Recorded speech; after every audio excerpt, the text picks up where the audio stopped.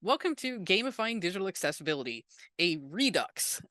Called that because I originally presented this at the CSUN Accessibility Technology Conference in March. And what we realize is because they won't let you record, it does put you in a situation where if you can't be there, you miss out on potentially really interesting talks. And obviously, I made this one, so I think it's great. So I decided it would be a good thing to do them again as webinars, especially because it gave me an opportunity to add more content because CSUN is very strict about the 40-minute window. So, without further ado, gamifying digital accessibility. So, our objectives for today. First, we're going to do introductions like we always do, which is always about me. Then we're going to talk about why we even want to try to gamify accessibility. If you're wondering why it says A11Y, that's shorthand for accessibility because there are 11 letters between A and Y in accessibility. I know, shocking, right? Not a very accessible word. Motivation is weird. It is, trust me, we're going to talk about it. We're going to talk about gamifying and gamification in the wild. We're going to talk about some success stories from our clients. Uh, we are going to talk about the dark side of this because gamification has a lot of ethical questions. And then we're going to wrap the whole thing up and hopefully have some laughs along the way. So, introductions. This is about me. I'm going to use this moment to say that just like this little cartoon, I am a redheaded woman with tortoiseshell glasses who is wearing a set of pink kitty ear headphones. Um, so I started making websites back in 1996. I really like teaching. Teaching tech has been something I've been into for a very long time. I didn't keep it up to date, but I was a Microsoft certified trainer back in 1997. So, uh, yes, that means I'm old. Over a decade in accessibility now, and I am a huge nerd. That will become clear. I view my role as a rabble rouser. Generally speaking, that's what I am. My goal is always to change hearts and minds. And a fun fact about me is that I was immortalized as a minor character in a video game. And since people keep asking, the answer is World of Warcraft. So, why do we need to gamify digital accessibility? Because people suck. Kidding, sort of. It's because people are humans, right? And humans are wildly adaptable, but we're also lazy, ignorant, and generally hate change. Well, kind of a bit like cats, really. Culture changes hard, right? When we talk about shift left, and again, this is just to make sure we're all on the same page, right? We mean let's talk about taking accessibility and moving it earlier in the process, right? Not this whole like, oops, after we've launched the website, we're going to crowbar in the accessibility we forgot about, right? And this is typically what people think I mean when I say do it earlier. They're like, oh, well, we'll just do it right after analysis and before we wireframe everything, and that will just take care of the problem. But what I really mean is this, right? Accessibility is part of analysis and wireframing and development and testing and launch and even beyond that, right? You got to be paying attention the whole time. It has to be part of the process. Everyone with me so far? Awesome. Uh, this slide is animated confetti. I like confetti. So, what is gamification really? Gamification is behavior management. Yeah. It's about getting people to do what you want. I know we don't generally think about it that way, but that is what's going on. So, we're going to go down this rabbit hole a bit. And we're going to start with Pavlov's dogs. So, this was an accidental but fascinating little thing that happened years ago. So, Pavlov had dogs, and he had a bell on the door outside where he kept them in kennels, right? So, when he would go through the door, it would go ding. Right? And what he found was that if he went through the door, they started salivating. Right? And he was like, "What?" And it's because every time he went through almost every time he went through the door, he was bringing food. right? So the dogs associated the ding sound with food to the point where when they would hear the ding, they would start drooling, right? He didn't even realize he had managed to do a thing here at first. But Pavlov's dogs is kind of the first time we've recognized a type of conditioning that you could do, right? Where you associate something with something else, and therefore you can get physical reactions. Because I like making jokes, this is a cartoon from Andertoons, and it's a cat sitting on a table pointing at a bell with a bearded man, and it says, the cat is saying, "You ring that bell one more time." Uh, and it's actually titled Pavlov's Cat. So now I want to talk about fetch, right? This is actually pictures of my coworker's dog, Humphrey, who is just painfully adorable, right? But I want you to think about how you teach a dog to play fetch, right? You throw the ball or the stick or whatever, right? And sometimes they don't bring it back.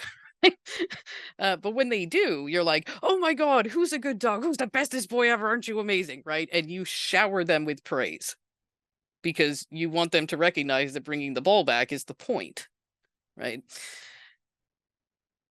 I think in the case of Humphrey, because there are so many pictures of him with giant sticks, that he thinks the bigger the stick, the bigger the reward, right? He's like, "Look at this amazing stick I found. Tell me I'm great." Because he's now associating bringing sticks or balls or whatever, as something that's going to get him praised and rewarded. Whether you realize it or not, you now understand the difference between classical conditioning and operant conditioning. Classical is Pavlov, right? He didn't mean to do it, but like because the bell rang every time he walked in to feed them, they accidentally got conditioned to hear a bell and think of food. Operant conditioning is like training your dog to play fetch. You want something to happen, so you actively participate in rewarding the behavior you want. Isn't learning fun? So, let's talk about what motivates people. What motivates you? We're going to talk about something called Bartle's taxonomy. And don't worry, I know taxonomy is a scary word, but it just means types, right? So he's talking about types of gamers.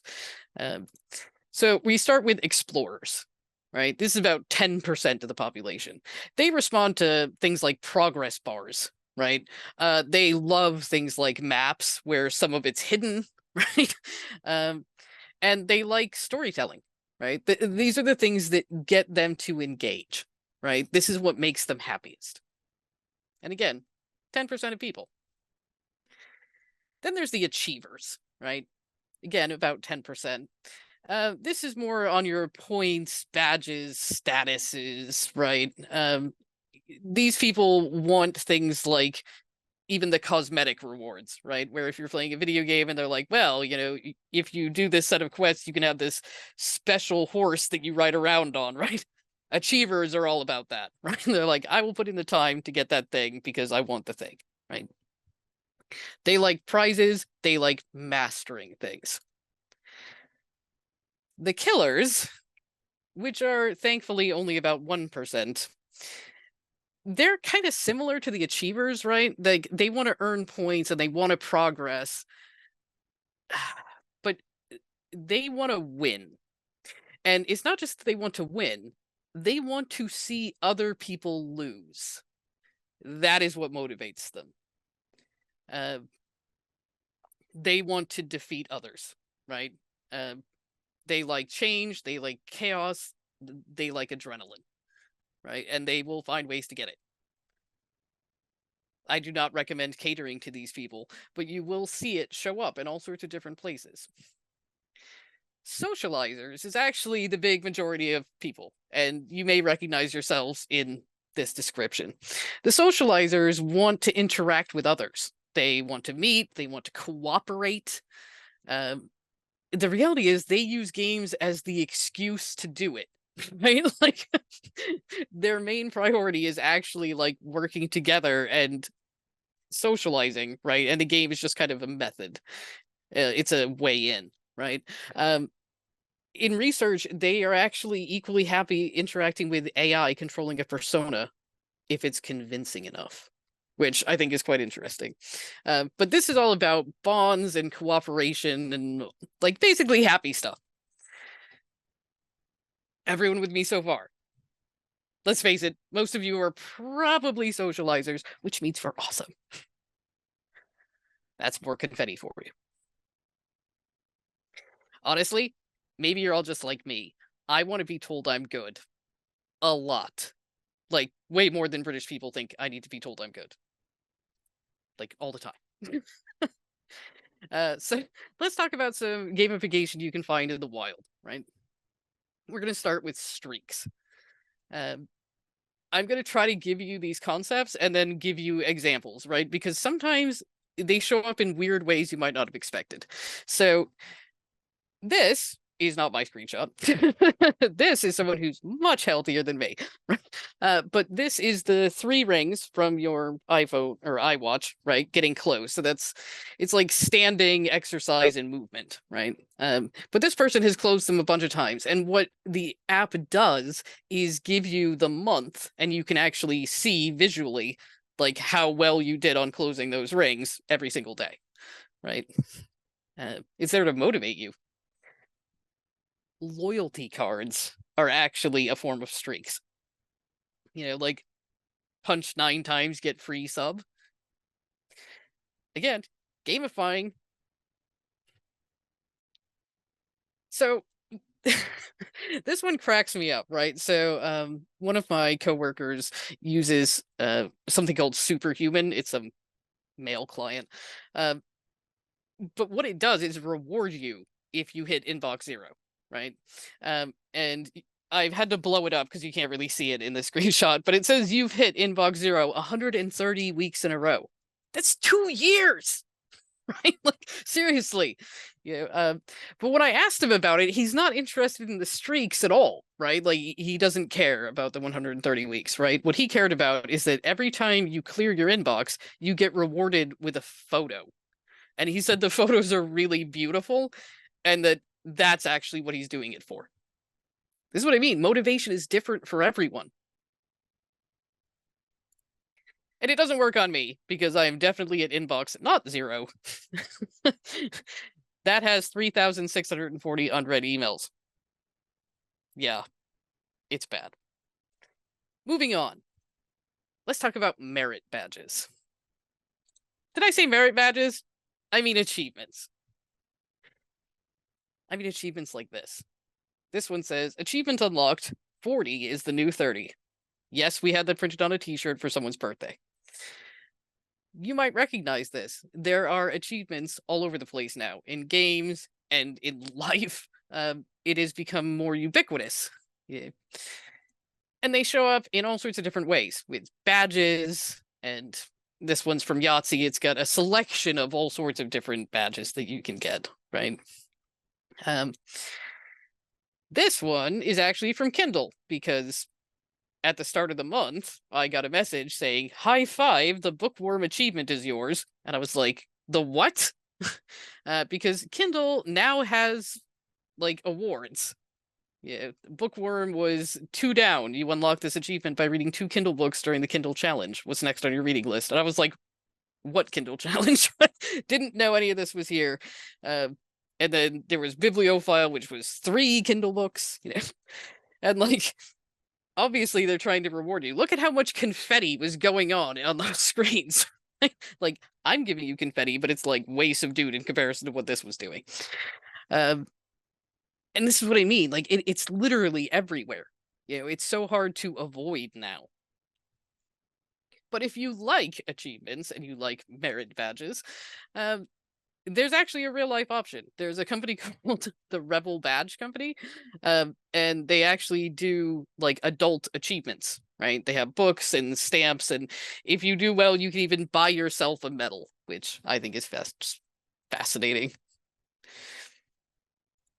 Next up, we're going to talk about leaderboards real quick. Leaderboards, I think of as clout chasing, right? These are like the things you hold up to go like, look how awesome I am. I did a thing, right? This is your likes, your followers, your subscribers, your reposts, your upvotes, your shares. Like, it's when I say this is everywhere, I mean like even top donors show up everywhere, from GoFundMe to Facebook's birthday charity drives, right? For me personally, I find that an invasion of my privacy and I hate it. Because, like, yeah, I'm probably happy to throw, like, 10 or 20 pounds at your charity for your birthday, but I don't think I need everyone to know. Yeah. But this is what I mean. Like, they're using it by saying, like, you'll see it where they say, like, the average donation is this. It's all meant to get you to do what they want. See what I mean? Behavior management.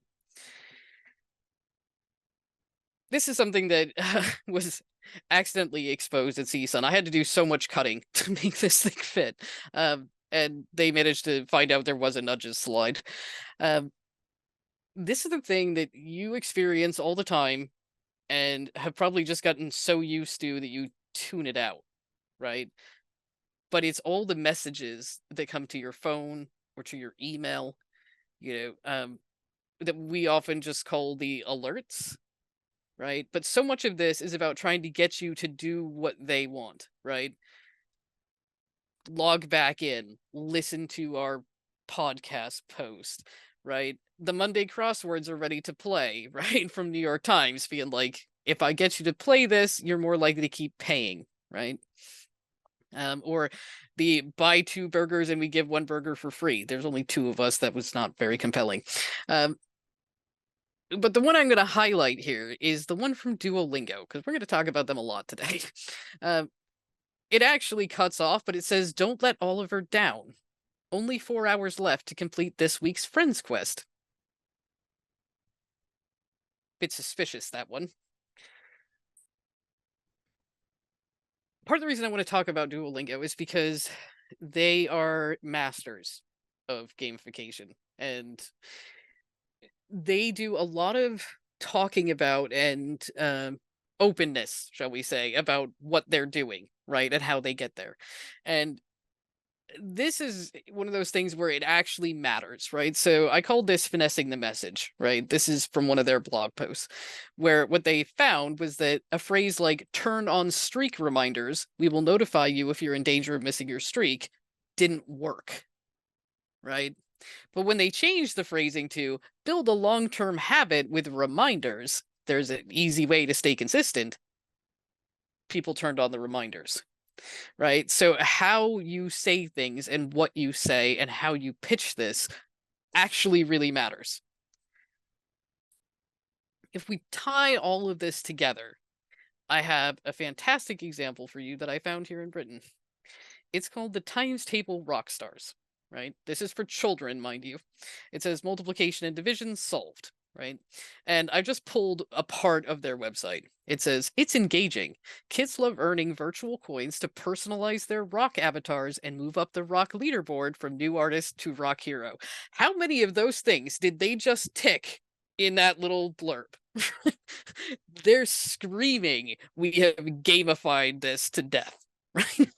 Uh, they claim it works, right? If you need your kids to learn the times tables, then here's an option, right? It's got all the major gamification things in it. So, we're going to talk about how others have succeeded by implementing bits of gamification into their orgs. And to be able to talk about this, we have to do a quick intro to the Silk Tide Index. So, bear with me if you're used to using it, and if not, welcome to a whole new world. So, the Silk Tide Index is a site you can go to, and we test something like 12,000 different websites every month, small numbers of pages, right? And then we give them scores for accessibility, right? Um, and what it's there to do is to give you, I think it's 5 things that are wrong on your website with some hints about where it is and how to fix it. And then if you fix those things, it gets retested every month automatically. So next month you'll get a new set of 5 things that you should be fixing. It is there to help you. It's not just to rank people. As an example, the UK councils, there's about 400 of them. We do the top 30. No one else gets ranked. But the reason it matters and why I can tell you that this works So this is leaderboards, mind you. um, Back in February 2020, I started paying close attention to what was happening, right? So I have a bunch of data. Uh, so in 2020, the average score of the UK councils, like I said, there's about 400 of them, was 67 out of 100. And to be in the top 30, you needed an 87, which was, it's not bad for, getting your automated testing score up. By February of 2022, so we're 2 years later, bearing in mind this is the pandemic, right? And in the UK, a lot of lockdowns. The average score had jumped to 81, and to be in the top 30, you needed a 96. Looking at it now, in February 2024, half of them are above 90, and the top 40, right? So that's below where it ranks, requires a 98. And there are 6 of them who have actually managed to get 100, which means they're doing everything you need for AAA that we can automate too. Wild, right? Yay. I love learning. I love sharing. Now you potentially know something new. So we're going to talk about Maidstone Borough Council first. So they actually approached things with a single goal. And while it will potentially sound like the killers, I think they're actually more, like, legitimately, they're more the achievers, right? Because they set out to get a perfect score and be number 1 in the index. That's it, right? They were like, that is the mission. So this is a quote from them. They said, when we started in April 2020, our overall accessibility score was 62. In July, we achieved a score of 100 for AA and 99.8 for AAA. That's just a handful of months. Yeah, with determination and a plan and a goal, they just shot up there. Yeah, and the thing is, they've remained there. Maidstone might have been number 1, but they're now 10th, and they've got a 99, right? Because this is what I mean. There's so many who actually have 100. Like, 99 is 10th. But they got there in 2020, and we're in 2024, and they're still there. So they made changes internally by setting a goal and then bringing everyone along with them, right? By saying, this is where we're going, and then being like, we'll all go together. Next, we're going to talk about Kirklees Council. So, again, using their language, we have over 50 websites. Most are managed by teams across the council. Whenever a new person is introduced, we run an intro session and show them where their website sits in the league table, right? So they're using leaderboards to be like, see how you're doing, see how everyone else is doing. Every 6 months, we report on the top 5 and the bottom 5 websites. The top 5 websites are congratulated, while the bottom 5 websites are often a 4-week hand-holding period to raise their game, right? I find this amazing. So they're using the leaderboards to motivate them, right? And then when they realize that some of them are struggling, they actively seek them out and give them additional training, right? To be like, let us help you so you can compete better. Yeah, they're hitting socializers and the achievers, right? Brilliant. So we know gamification can work. And this is just a picture of the leaderboards and a different kind of achievement that says 50G, begin to understand. Because that's what things look like in the actual games. Yeah, so there's lots of things you can do. But now let's talk about whether or not you should. This is the dark side. And we're going to start with peer pressure. So you might remember I highlighted that it said, don't let Oliver down. Well, imagine you paid Duolingo and so does your boss. Suddenly those like group quests suddenly become a bit more of a thing, right?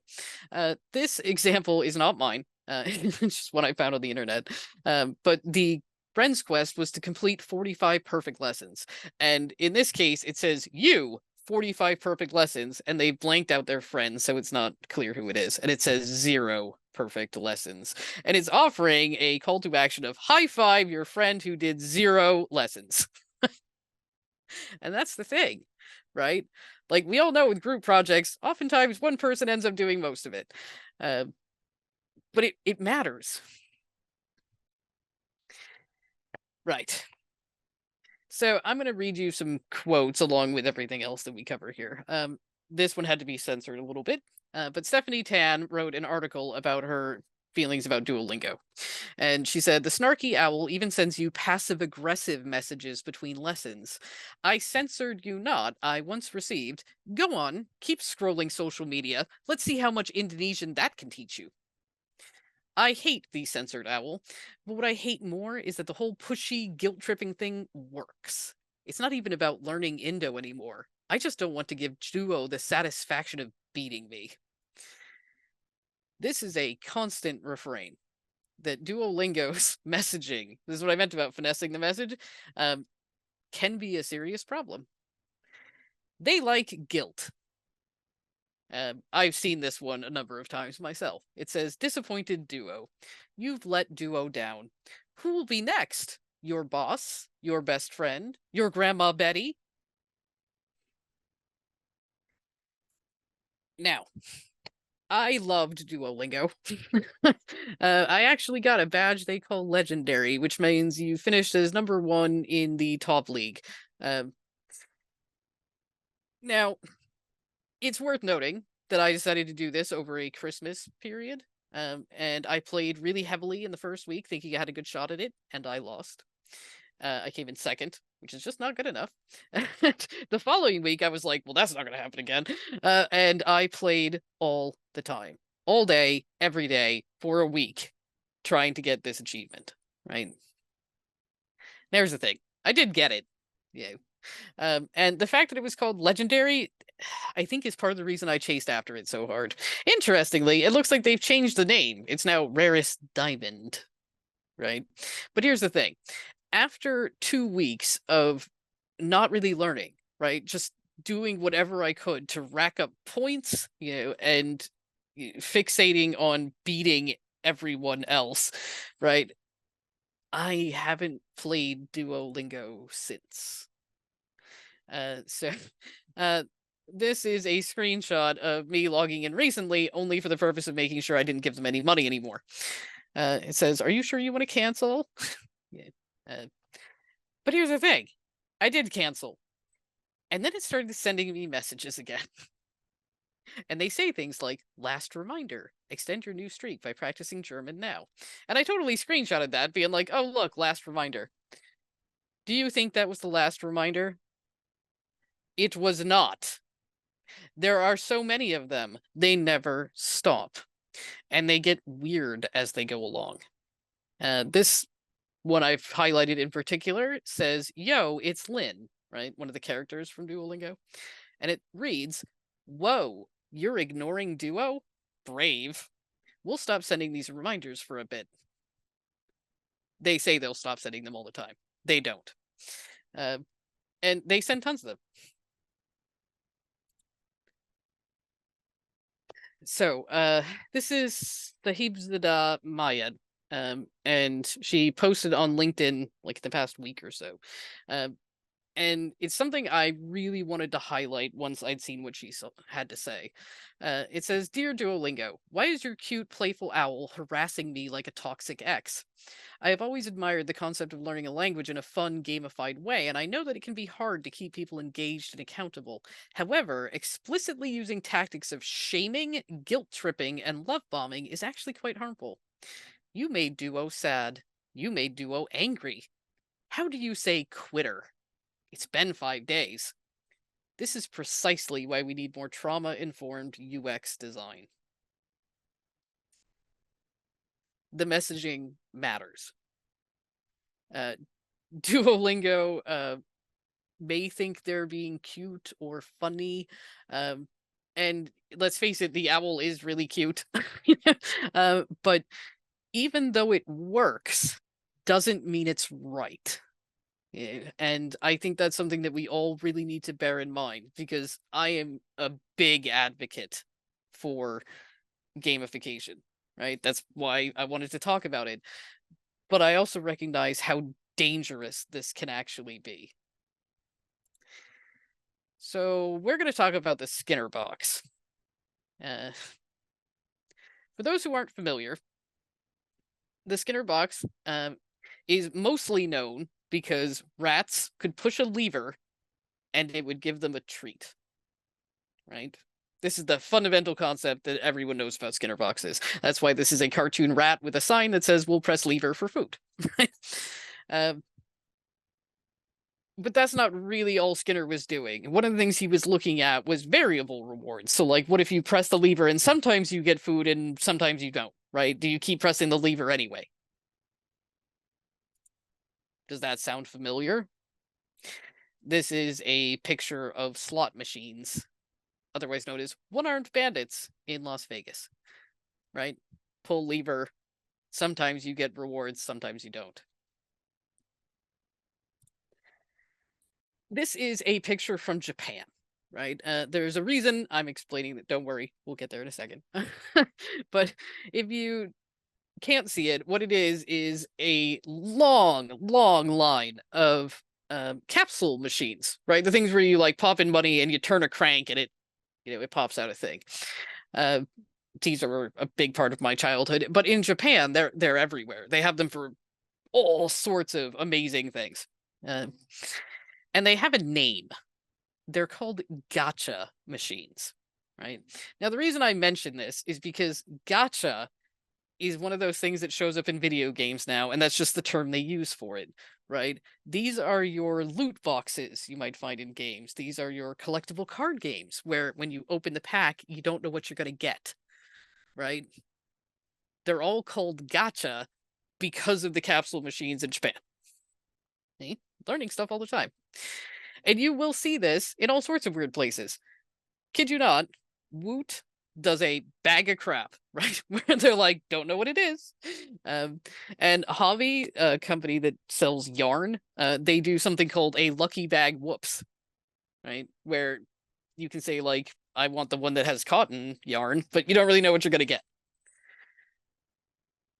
And the thing is, people like this, right? People really like random rewards. When I was working for NCSoft, I made up a game called Nyurk, right? Which was the word they used to censor anything bad on the forums. So, like, it was shorthand for, like, rude. Uh, and the principle was simple. Like, you could come find me in the game, and, we would literally use a random number generator from 1 to 100. And whatever that number was, that's what you got, right? I had a giant spreadsheet. Trust me, I was a little too into this too. Uh, but the thing is, people would come in droves when I would show up on the server being like, let's play Nyurk. It's like, what are you going to get? Maybe something good, maybe something Nyurk. Nobody knows. And they loved it, right? You could give them totally bad items and they were just like, yay, because they were so excited to be playing the random game, right? This is what humans are like. We are all like this. Everyone with me? Yay, confetti. So much confetti. So, we're going to wrap up a bit. Culture change is hard, right? I'm not going to tell you that it's easy. And I'm not going to tell you that gamifying is like your silver bullet, right? It's like that you're going to be like, dude, we're just going to implement leaderboards and like divvy up the departments and that will solve the problem, right? It might help, right? But you need to change things from within, right? That's what I mean. Culture change is hard. But I want to talk briefly about Aristotle. See what I mean? Huge nerd. So there's a concept called Aristotelian ethics, right? Yeah, trust me, I had to learn how to pronounce that. Now, what Aristotle believed was that if you wanted to be a good person, the key was to do good things, right? And by doing enough good things, it would become a habit, and then you would become a good person, right? And the reason I'm bringing this up is because I think he was onto something, right? Like, it's not that I'm going to say that caring is overrated. What I am going to say is that if you can motivate people to do the work, right? To learn a little bit about accessibility, to make changes on the website, right? To fix the things that have been identified as causing barriers, right? They're going to keep doing it because it's just going to change who they are, right? It's not going to be because they set out to do it.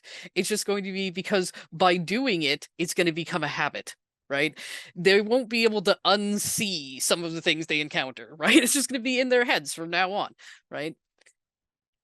This is the key. You've got to figure out what motivates them initially, right? Because you just need to start this process. You need to start the ball rolling, right? So that they go, oh yeah, and like, let's face it, confetti or rewards or badges or any of these things that's like, look, I just went up on the leaderboards, right? Like, seriously, if you're a business and you think your department or organization or should be on the index, reach out. Like if it's not already there, like we do expand it from time to time. And the thing is, like, it can be helpful. It can be the kind of thing where when people look at it, they go, oh wow, like we went from 42 to 67, right? That's great. Like anything that you can do to go, look, there's a tangible progress being made here. It will change people. So, yes, gamification is behavior management, right? That's what it is. Yeah, when when I played WoW, I used to make jokes as a healer that my ability to heal was my ever-evolving tool for behavior management. Because, like, if you don't do what I want, I'll just stop healing you. See, that's the thing. Uh, when it comes to a reward system, right, there's actually positive and negative, right? Like I tried to gloss over the Skinner box and just focus on press lever, get food sometimes, right? But the reality is, like, you can apply negative reinforcement. I don't recommend it, but it is something you can do. And if you look at what Duolingo's doing and you see the shame and the guilt, that's negative reinforcement, right? So when you look to do this with your own people, you need to be asking yourself, are you Pavlov with the accidental conditioning, or are you Skinner with the electrified floor?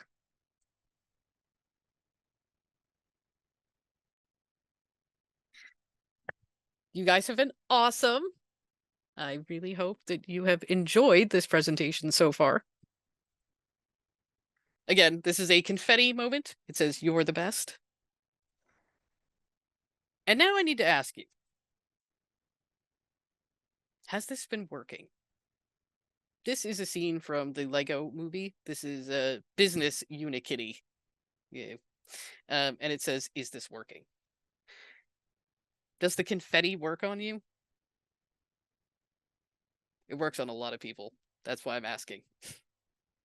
I mean, it works on me. I'm like, yay, confetti. Okay. Couple things I want to plug. That was a bad pun. We have a new free Chrome plugin, right? This is a browser extension.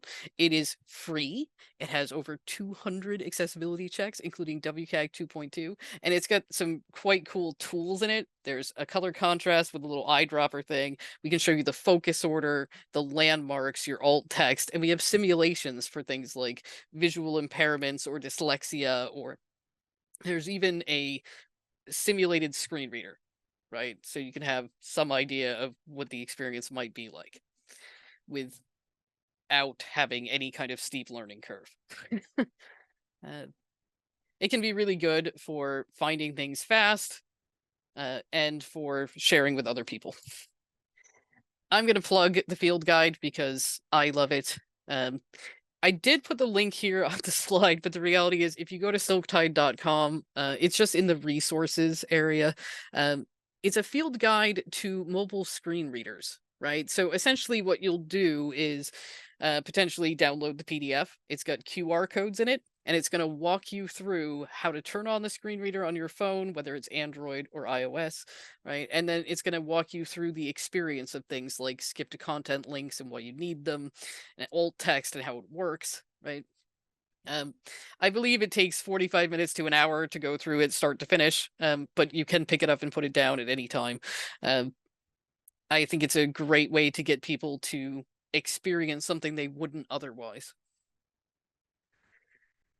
Also, we have a YouTube channel. Remember how it was on about like those links and shares and subscribe and stuff? Well, yeah, as it turns out, sometimes it's not just about dealing with, like the I'm so proud of myself because I have 10,000 views.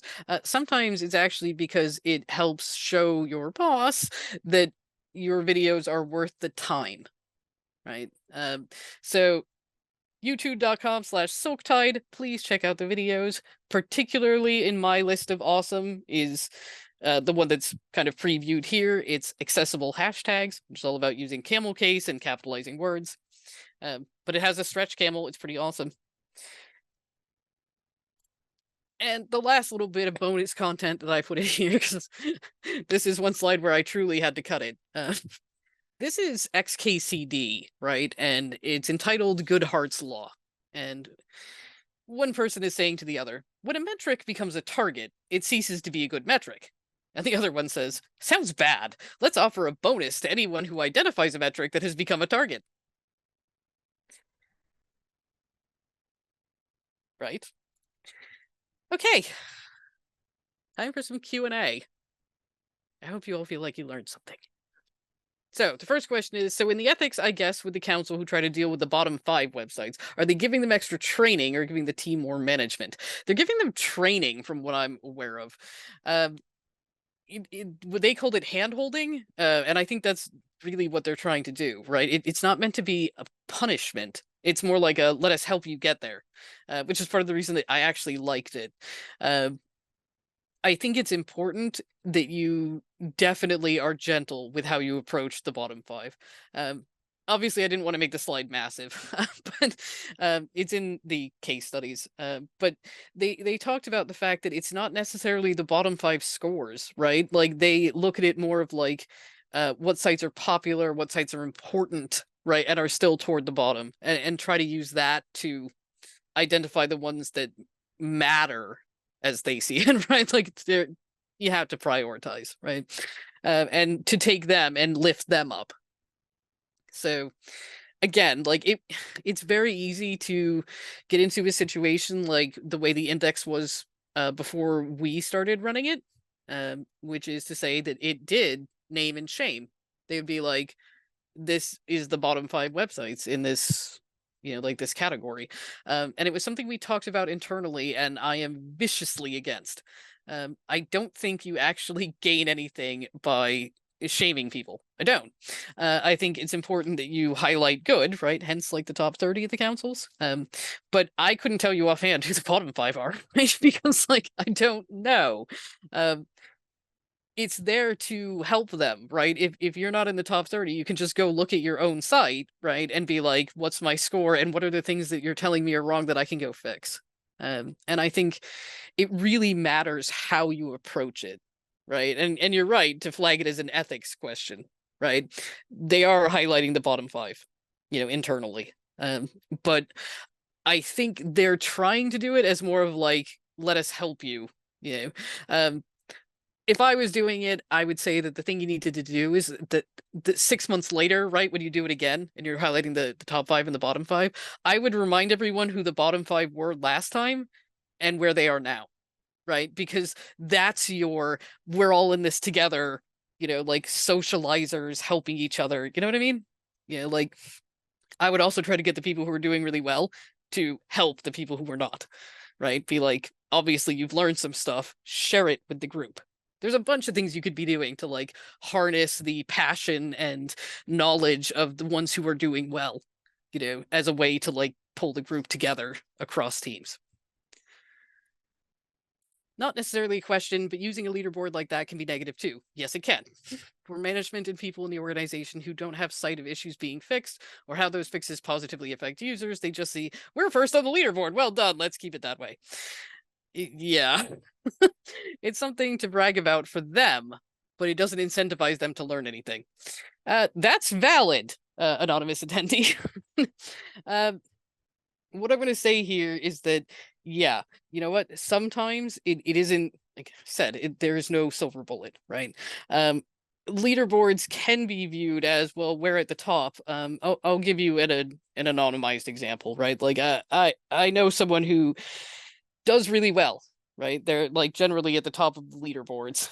But it means that their boss is really, really upset if they are not at the top of the leaderboards, right? And if you're in a competitive category, and there's quite a few of them, right, that might actually be tough to maintain. Yeah. People add content to the website all the time, right? And it, like, moving to a different example, but while my brain's bumping through a few, if you look at the councils, right, the top 6 or so, right, from my screenshot are like at 100, right? It takes one duplicated link text, right? One PDF that's missing a tag, and you'll be at 99 point something, right? I don't get to see the point, whatever, no one does, but you're not going to be in that top 6 anymore, right? So, like, you have to be really on top of it. Yeah. And you combine that with the whole, like, and you need a manual audit because whatever you've done for, automated testing, while amazing, is only a small portion of everything you need to be considering. Yeah. But yeah, I think that you are right about the problem of, like, if you're at the top, where's their incentive to learn anything? Um, but it might mean that your team is doing a good job. Unfortunately, I think negative reinforcement is going to drop into that situation at some point, because if you stop being number one or at the top of the leaderboards or whatever, uh, that's when they're going to care, but not in a good way, right? Um, how does this tool compare with other extensions like Axe Dev Tools? Ah, I'm going to call it the Pepsi Challenge. Um, mine's better. I would be very happy for you to put them side by side and check them and check what they cover, because I can make my own claims about it. But the reality is, my browser extension is awesome. So, and part of what I've tried to do was think about it from the perspective of being someone who does try to test websites, right? So, a quick example for you. I have roughly 8 or 9 different browser extensions. It's really annoying because, like, they don't all fit on the thing. Um, and what I found was that sometimes I have a browser extension for one thing it does. Like, no offense, Microsoft, but I keep their accessibility insights specifically for the focus order, right? Because as you tab, like, it shows it to you visually. So I was like, can I have that, right? Can I have the color contrast checking eyedropper thing, right? Because I have a different one I use for that, right? And, like, I literally was like, here's the things I use all the time. Can we just put these into our extension so that we have the tools that people need? So the one thing I do ask is that if you do take the Pepsi challenge, you play with it and you go, oh man, it would be so amazing if it only had insert thing, right? Tell us, we are listening. Uh, Probably a little weird question. Has Silktide incorporated elements of gamification into their work on their tool set, and if so, how? Um, I'm not sure how much gamification we do internally, but all right, here's Silktide moment for you. We have Slack for talking amongst ourselves, right? And it wasn't me. Someone else actually created a high five channel, right? And the high five channel is where you go to congratulate other people, right? To be like, dude, nice job on whatever it is, right? Like, I love that feature. I love that thing you did. I love this design, right? And I personally adore it because I'm that socializer. So I want to be told I'm good. I love high five. I think having things like that where you can intentionally call out someone else's work as good, right? And kind of hold them up and be like, check out this awesome thing someone did. right? And allow everyone else to kind of enjoy that moment with them is really good and really powerful. And especially if you're like all remote, I think things like that matter. You know, and yeah, okay, there might be some confetti running around the academy, and the index might be getting badges. We're definitely looking at ways we can put it in, but remember, we're also thinking about like not doing anything that would be unethical or create that kind of shame spiral, right? Like that's why I said when we talked about it right away with the index, it was like we will never, call people out for being in the bottom. What we might do is call someone out for jumping like 30 ranks or something and be like, dude, you're amazing. What did you just do? Can we talk about it? Can we, tell other people? Yeah, because again, it's all about like focusing on the really good, right? Like I said before, if you're gonna highlight the bottom five and offer them help, then I think actually it would be a good thing to revisit it and be like, here's how they're doing now, right? Because there's reinforcement, positive reinforcement of like, you can do this, we will help you. Um, how do you think gamification can work well in a work environment and not be perceived as infantilization or condescending to employees? You guys are fab. Uh, that is a word that I use. So yay, thank you. So yeah, I think it's a tough one, right? Like I think culture is going to come into play. I think that as an American, it's much easier for me to be like, "Yay, confetti! It's all awesome. You're amazing. I love you." Right? And in Britain, where I live, uh, not everyone is as comfortable receiving praise, let alone giving praise. Right? Um, so it can create a situation where people are made a little bit uncomfortable. They don't want to be highlighted. They don't want people bothering them. um, so I think some of it is going to come down to where you are, the culture you work in, right? And looking at the language you use, right? I'll give you a different example, right? If you signed on to a new product, a lot of times there's what we call a joyride, right? Which is a series of steps that it walks you through so you can understand how the product works, right? That's all automated. It's not a person helping you. It's right. It's just the system being like, oh, welcome here. You should see this button and know that thing, right? Um, those are usually gamified, right? There's like ticks for the steps you've done and maybe confetti and like a bunch of things, right? So it that happens all the time, and generally speaking, I don't know anyone who points that out and goes, "That feels like infantilizing me," right? So I think it's all about how you go about it, right? And I think if you're gonna do it, you have to believe in it, right? Like like I said, I need to be praised all the time. So like I love confetti, I love all of it. I loved it when you finish something in the academy, you can keep hitting the button to get more confetti. Yeah, I know. I'm that person, right? Sometimes we just own it. Um, but yeah, it's quite possible, especially if you're from this island I live on here, that confetti with like "you're awesome" really does not work for you. Like I said, you're gonna have to base it on your team, and I'm quite happy to talk to anyone after this if you want to discuss it. Because as I said, I think it's a cultural thing. Yeah. So you may just want to do it, but like tone it down. Not the turned up to 11 American awesomeness thing. Um, I will look to see if I can dig up some resources in gamification and trauma informed UX. I don't think there's enough information on it right now. But I do think it's something that like people need to bear in mind. That it's very easy to veer off, like, and without intent, you know, um, trigger people's trauma, right? Just in the phrasing you use. Like honestly, that whole like, you're ignoring duo, that's brave. Uh, what is that? Like, why did they write anything like that?